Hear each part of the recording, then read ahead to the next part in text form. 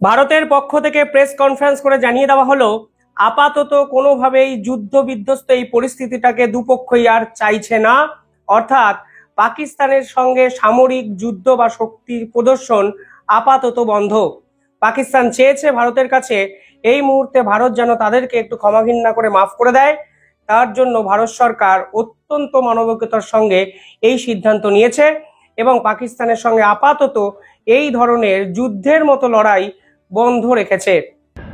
The Director General of Military Operations of Pakistan called the Director General of Military Operations of India at 15:35 hours earlier this afternoon.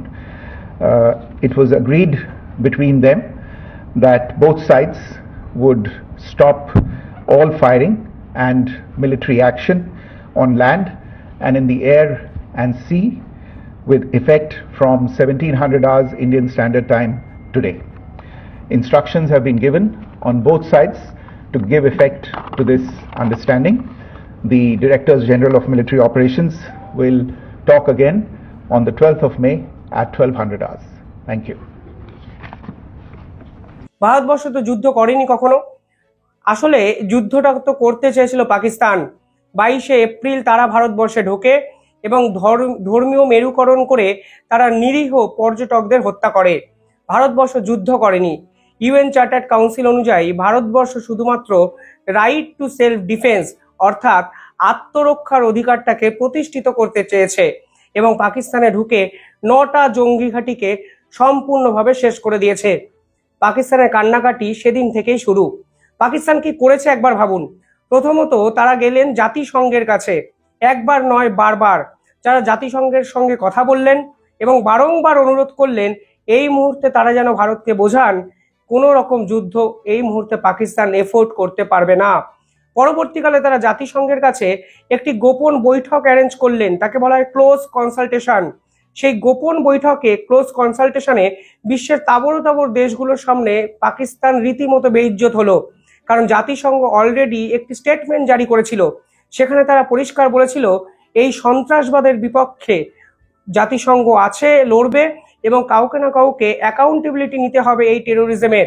অর্থাৎ হরে ধরে সমস্ত দেশই পাকিস্তানের বিপক্ষে যেতে কিন্তু শুরু করে। ভারতবর্ষ এদিকে ডিপ্লোম্যাটিক একাধিক চ্যানেলগুলোকে খুলতে শুরু করে দিয়েছিল নিজেদের মতো করে। সকলের আগে 5 থেকে 6টা এমন কিছু গুরুত্বপূর্ণ পদক্ষেপ ভারতবর্ষ নেয় যা পাকিস্তানের আসল মেরুদণ্ডটাকেই কিন্তু ভেঙে দেয়। সিন্ধু জল চুক্তি। সিন্ধু জল চুক্তির উপর পাকিস্তান কিন্তু 23% তাদের জিডিপি ডিপেন্ড করে আছে এবং ওভারঅল 34% ডিপেন্ডেন্সি এই সিন্ধু জল চুক্তিকে কেন্দ্র করে।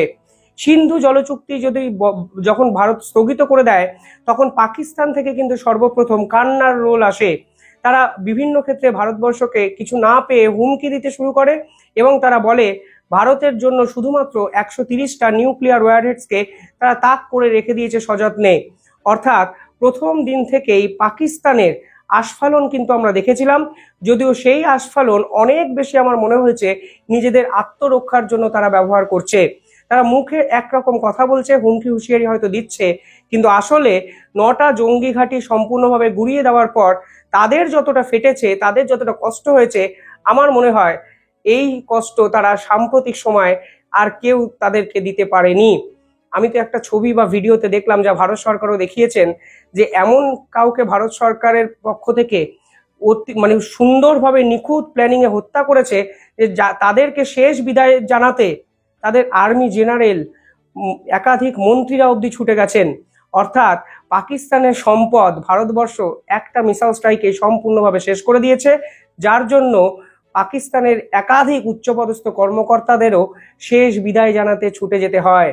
ভারতবর্ষ প্রথম থেকেই এটাকে যুদ্ধ বলেনি, আর ভারতবর্ষ সত্যি যুদ্ধ তো করবেই বা কেন। ভারতবর্ষ তার উন্মাদ নয় যে যার তার সঙ্গে হঠাৎ করে মিসাইল স্ট্রাইক করতে যাবে, যুদ্ধ শুরু করতে যাবে। ভারতবর্ষ যেটা করেছে সেটা দেশের 26 জন নিরীহ পর্যটকের মানে যে হত্যালীলা চালানো হয়েছে তার বিপক্ষে একটা আফটার এফেক্টস। এই আফটার এফেক্টসে পাকিস্তানের সাধারণ মানুষ ক্ষতিগ্রস্ত হয়নি। এই আফটার এফেক্টসে পাকিস্তানের মিলিটারি তাদের বেস ক্যাম্পগুলো গুড়িয়ে দেওয়া হয়েছে, কিন্তু পাকিস্তান কোনো সেনাকে ভারতবর্ষ চাইলেই কিন্তু বোম মেরে উড়িয়ে দিতে পারতো, কিন্তু সেটা কিন্তু করেনি। অর্থাৎ প্রথম থেকেই এই পুরো বিষয়টা ছিল অত্যন্ত ওয়েল প্ল্যান্ড, ওয়েল স্ট্রাকচার্ড এবং পরিমিত, অর্থাৎ নিখুঁত। উল্টে পাকিস্তানের কি গেল? পাকিস্তান মাসুদ হাজারের 14 জন ফ্যামিলি মেম্বারকে হারিয়ে ফেললেন। তারপরে তাদের কাঁদো কাঁদো রব। এমনকি এও শোনা যায় মাসুদ হাজারের অন্যতম ঘনিষ্ঠ তার ভাই রাউফ, তিনিও কিন্তু ভারতবর্ষের এই অ্যাকশনে পৃথিবী থেকে এমন জায়গায় চলে গেছেন যে আর ফিরে আসা তার পক্ষে সম্ভব নয়। অর্থাৎ ভারতবর্ষ কিন্তু এক্ষেত্রে দুটো জিনিস করেছে। ওই জঙ্গি ঘাঁটির মধ্যে উল্লেখযোগ্য একটি জায়গা মুরিদকে, সেইখানেই কিন্তু আসলে থাকতেন 26/11 যে ট্রেনিং সেন্টার, 26/11 মুম্বাই অ্যাটাকের যে হত্যালীলা হয়েছিল, সেখানে যেখানে ট্রেন করা হয়েছিল, সেই ট্রেনিং সেন্টার কিন্তু ভারতবর্ষ ঘুরিয়ে দেয়। আর মাসুদ হাজারের 14 জন ফ্যামিলির মধ্যে এমন এক ব্যক্তি ছিল, যেই ব্যক্তি কান্দাহার হাইজ্যাক, তার সঙ্গে কিন্তু সরাসরি জড়িত ছিল। অর্থাৎ সব মিলিয়ে ভারতবর্ষ 3-4 দিনে যেরকম জলওয়া পাকিস্তানকে দেখিয়ে দিয়েছে, তা কিন্তু পাকিস্তানের ভুলতে কয়েক দশক লেগে যাবে। একের পর এক জঙ্গি ঘাঁটি নতুন করে শুরু কিভাবে পাকিস্তান করবে, সেটাই একটা বড় প্রশ্ন। আন্তর্জাতিক স্তরে চাপ বাড়ছিল পাকিস্তানের।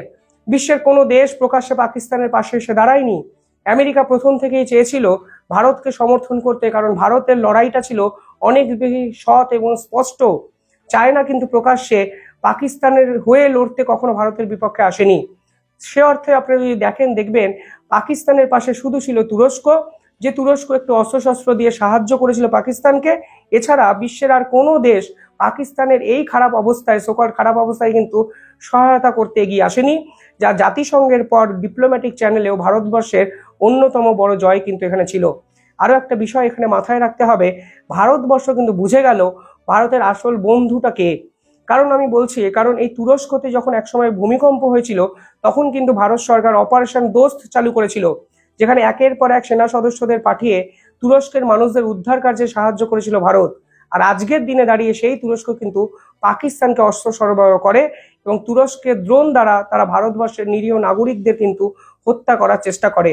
অর্থাৎ ভারতবর্ষের ভবিষ্যতে যখন ডিপ্লোম্যাটিক পলিসি নির্ধারণের মিটিং হবে, নিঃসন্দেহে ভারতবর্ষের ডিপ্লোম্যাটরা এ বিষয়টা মাথায় রাখবেন। দ্বিতীয়ত, ভারতবর্ষ বাংলাদেশের ভূমিকাটা সুস্পষ্টভাবে বুঝে গেল এবং আমার দৃঢ় বিশ্বাস এরপরে বাংলাদেশের উপর কোনো না কোনো কড়া অ্যাকশন 100% ভারতের পক্ষ থেকে নেওয়া হবে। প্রথম থেকেই ভারত এবং পাকিস্তানের এই পুরো বিষয়টায় বাংলাদেশের মিডিয়া, বাংলাদেশের মানুষ ওপেন হার্টেডলি সাপোর্ট করে গেছে পাকিস্তানকে। কারণ একটাই, ধর্ম। শুধুমাত্র যেহেতু ধর্মাবলম্বী একই ধরনের মানুষ দুই দেশে বসবাস করেন, তার জন্য বাংলাদেশের মানুষরা মুক্তিযোদ্ধার সম্পূর্ণ গরিমাকে মাটিতে গুড়িয়ে দিয়ে পাকিস্তানকে সাপোর্ট করে গেছেন এবং ভারত বিরোধী মনোভাবকে এস্টাবলিশ করার চেষ্টা করেছেন, যা ভারত সরকার নিঃসন্দেহে ভালোভাবে মেনে নেবে না। বাংলাদেশের প্রাক্তন জেনারেল সরাসরি টুইট করে বলেন, এটাই সেরা সময় যখন চীনকে কাজে লাগিয়ে 7 সিস্টার্সকে নেওয়ার সময় এসে গেছে বাংলাদেশের। এই ধরনের উস্কানিমূলক মন্তব্য কিন্তু প্রথম থেকেই করা হয়। পরবর্তীকালে অন্য একটা বিষয় আসি, IMF থেকে লোন দিয়ে দেয় আমেরিকা। সে বিষয়ে আমি একটি ভিডিও করেছি, এরপরে আপনারা দেখতে পাবেন এবং বুঝবেন কেন আমেরিকা আসলে IMF থেকে এই লোনটা স্যাংশন করেছিল। সমস্যাটা হলো, এই পুরো বিষয়টায় ডোনাল্ড ট্রাম্প একটি টুইট করেছেন। সমস্যা কেন বলছি আমি বলছি, কেন প্রশ্নটা উঠবে। ডোনাল্ড ট্রাম্প লিখেছেন এখানে টুইটে যে, after a long night of talks mediated by the United States, I am pleased to announce that India and Pakistan have agreed to a full and immediate ceasefire. অর্থাৎ পরিষ্কার বলে দিয়েছেন, আমেরিকা এই পুরো বিষয়টার মধ্যে ঢুকেছে এবং আমেরিকা দুপক্ষের মধ্যে আলোচনা করতে সাহায্য করেছে এবং এই পুরো বিষয়টায় সিজ ফায়ার অর্থাৎ সংঘর্ষ বিরোধী একটা পর্যায়ে আমেরিকা কিন্তু নিয়ে গেছে। পরবর্তীকালে state of Marco Rubio, secretary Marco Rubio, যিনি ওখানকার মিনিস্ট্রি অফ স্টেট, তিনি একটি টুইট করেছেন, the over the past 48 hours Vice President Vance and I engaged with senior Indian and Pakistani officials, including Prime Minister Narendra Modi and Shahbaz Sharif, External Affairs Minister Subramaniam Jaishankar, Chief of Army Staff Asim Munir, National Security Advisor Ajit Doval and Asim Malik. অর্থাৎ উনি বলতে চাইছেন সমস্ত ব্যক্তিদের সঙ্গে উনি কথা বলেছেন এবং এই যুদ্ধটাকে সম্পূর্ণভাবে শেষ করার জন্য তিনি গুরুত্বপূর্ণ ভূমিকা নিয়েছেন। এখানে একাধিক ব্যক্তি একাধিক প্রশ্ন তুলতেই পারেন।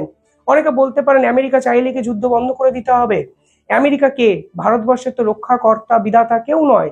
কিন্তু আমেরিকা শুধুমাত্র চেয়েছে বলে পাকিস্তানের এই যে অবস্থা, যেটা আমরা গ্রিপে আনতে পেরেছিলাম বিভিন্ন ক্ষেত্রে, তা কি সম্পূর্ণভাবে ছেড়ে দেওয়া উচিত, কারণ এই পাকিস্তান তো শুধরায়নি। এই পাকিস্তান তো ঐতিহাসিক সময় থেকে আজকে অবধি বারংবার ভারতের মানুষকে টার্গেট করে গেছে। কার্গিল 1999 সম্ভবত, আজকের দিনে দাঁড়িয়ে দেখুন 25-26 বছর পর সেই কার্গিলের প্রসঙ্গ ফিরে আসে, কারণ সেই দেশটির নাম পাকিস্তান, যাদের সঙ্গে ফের একবার আমরা যুদ্ধ বিধ্বস্ত এক পরিস্থিতির মধ্যে জড়িয়ে পড়ি। পুলওয়ামা অ্যাটাক বলুন, বালাকোট বলুন, উরি বলুন, প্রত্যেকটি জায়গায় আমাদের বিপক্ষে যে দেশটার নাম সব থেকে বেশি আলোচিত হয় তা কিন্তু পাকিস্তান। তাই এই পাকিস্তানকে সহজে ছেড়ে দেওয়া হবে কিনা এই প্রশ্ন কিন্তু ভারতীয়রা এরপর তুলবেন, অর্থাৎ কোথাও না কোথাও একটা বিতর্ক কিন্তু এরপরে 100% উঠবে। তবে আমরা প্রথম দিন থেকে যে কথা বলেছি, এই পুরো বিষয়টায় ভারত সরকার যা সিদ্ধান্ত নেবেন সেটাই শেষ কথা। ভারতীয় সেনারা যেরকম মুভ করবেন সেটাকেই আমরা সমর্থন করব, কারণ দিনের শেষে যে কোনো রাজনৈতিক দলের সমর্থক হতে পারেন, কিন্তু দেশটার নাম ভারত এবং আমরা দেশের সিদ্ধান্তের সঙ্গে সহমত হব, এবং এটাই হয়তো অন্যতম গুরুত্বপূর্ণ একটা কাজ বলে আমরা মনে করি। এরপরে নিঃসন্দেহে অনেক ডেভেলপমেন্ট আসবে, আমি আপডেটেড ভিডিও নিঃসন্দেহে বানাবো। তবে আপনারা কমেন্টে জানান এই সিদ্ধান্তটাকে নিয়ে আপনারা কি ভাবছেন, বা এই সিদ্ধান্তর বিপরীত পজিটিভ এবং নেগেটিভ উভয় দিক যদি আপনারা বলেন কমেন্টে, আমি প্রত্যেকটি কমেন্ট পড়বো এবং পরবর্তীকালে সেই কমেন্টগুলো নিয়ে একটি ভিডিও বানাবো। ধন্যবাদ।